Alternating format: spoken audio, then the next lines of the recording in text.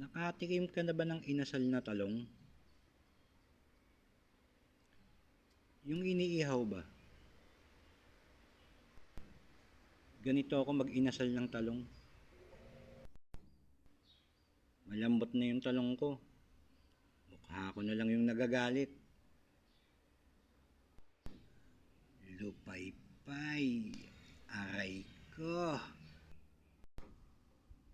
Naalala ko noon, yung talong ko nabawasan ng balat.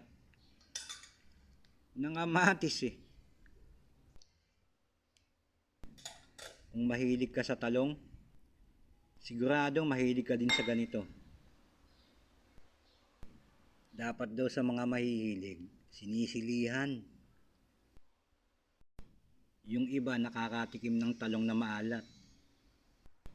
Minsan naman may buha-buhangin. Betsinan mo kasi para lumasa. Saka para hindi mangamoy maasim. Halu-haluin na natin to. Baka mapunta pa sa ibang usapan. Transition.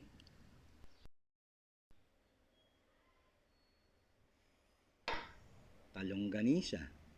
Matira. Pulutan.